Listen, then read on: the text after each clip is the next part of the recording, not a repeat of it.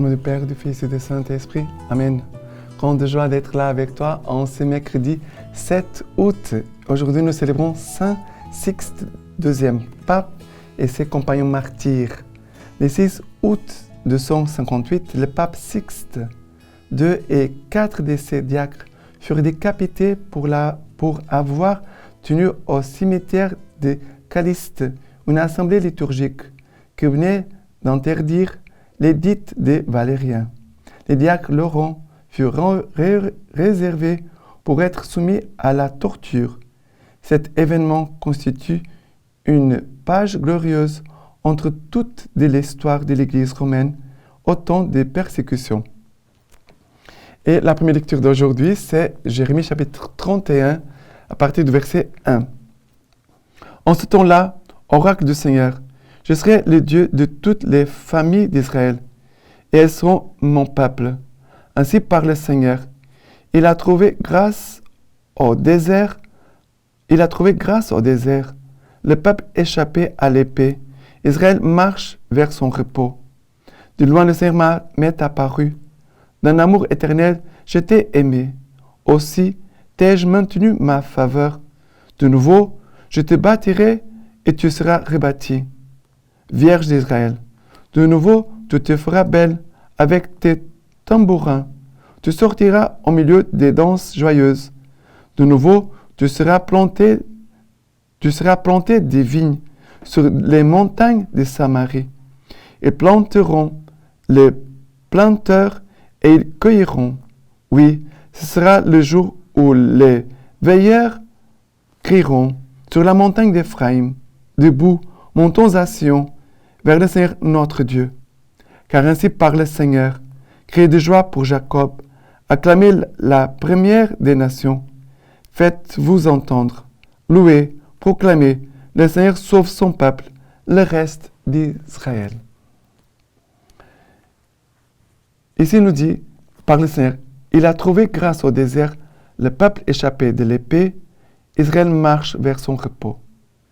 Ça veut dire, même dans le désert, le Seigneur peut nous conduire et nous conduire vers notre repos, vers la paix. Et après, là, c'est verset 3e. De loin, le Seigneur m'est apparu. D'un amour éternel, je t'ai aimé. Aussi, t'ai-je maintenu ma faveur. Le Seigneur, de loin, m'est apparu. Ça ne veut pas dire que le Seigneur s'est éloigné de nous. Certainement, sommes nous que nous éloignons de Dieu. Mais le Seigneur, de loin, il vient toujours à notre rencontre. Et d'un amour éternel, le Seigneur nous aime. Quelle déclaration d'amour. C'est très fort. D'un amour éternel, je t'aimais. Qui pourra dire aujourd'hui sur cette terre, je t'aime d'un amour éternel? Les gens peuvent le dire, mais on ne sait jamais. Parce que les gens changent. Aujourd'hui, ils aiment beaucoup. Demain, ils n'aiment pas beaucoup. Après, ils laissent même d'aimer. Mais Dieu ne ment pas. Dieu n'est pas menteur. Dieu nous aime d'un amour éternel. Il nous maintient sa faveur, ça veut dire sa grâce. De nouveau, je te bâtirai et tu seras rebâti, Vierge d'Israël. Le Seigneur veut bâtir. La lecture divine à chaque jour, c'est un exercice pour laisser Dieu bâtir en nous sa présence, faire de nous son temple, de nous rebâtir, on pourrait dire. Ça veut dire que ce qui a été détruit par le péché, le Seigneur veut refaire par sa grâce. Mais le Seigneur vraiment veut faire en nous une œuvre nouvelle.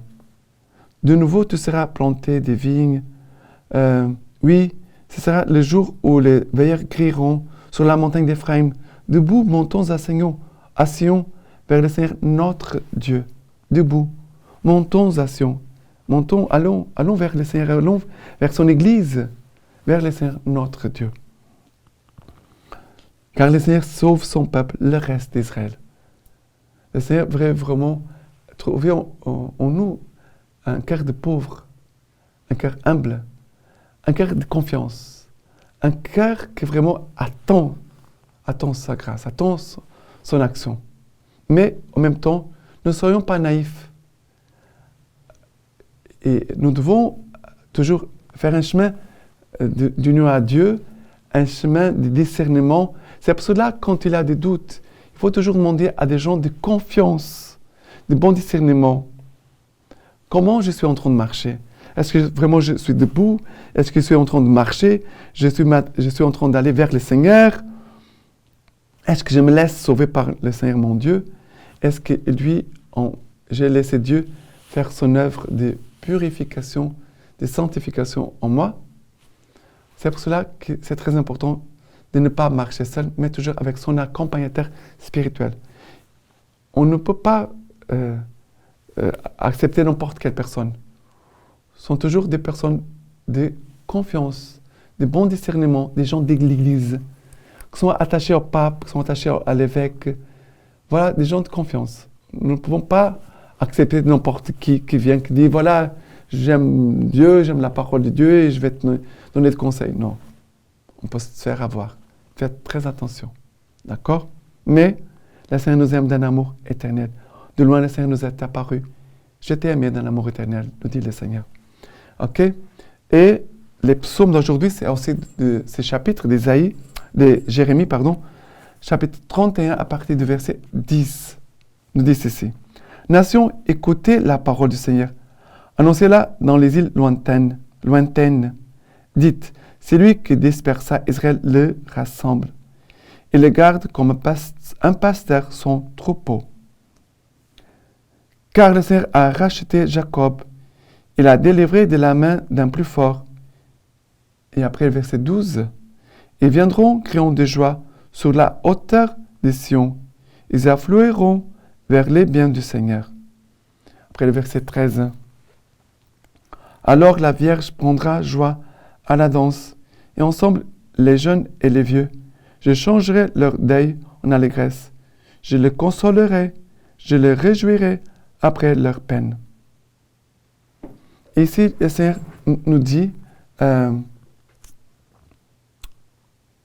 Nation, écoutez la parole du Seigneur, annoncez-la dans les îles lointaines.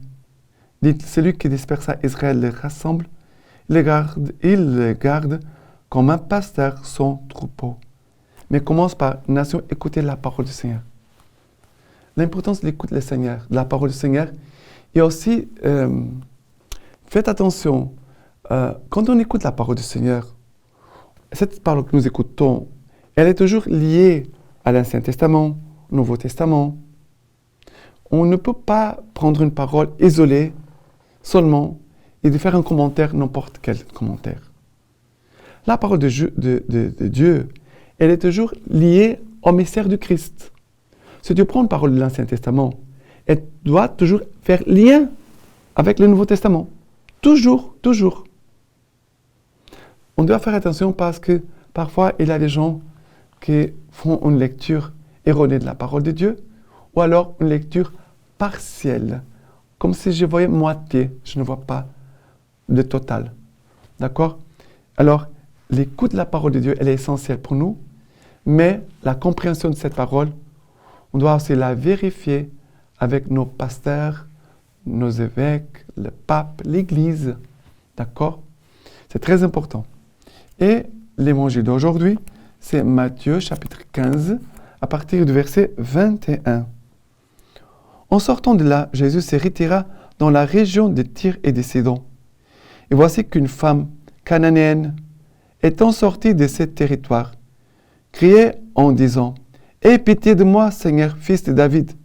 Ma fille est fort malmenée par un démon. » Mais il ne lui répondit pas un mot. Ses disciples, s'approchant, les prièrent. « Fais-lui grâce, car elle nous poursuit de ses cris. » À quoi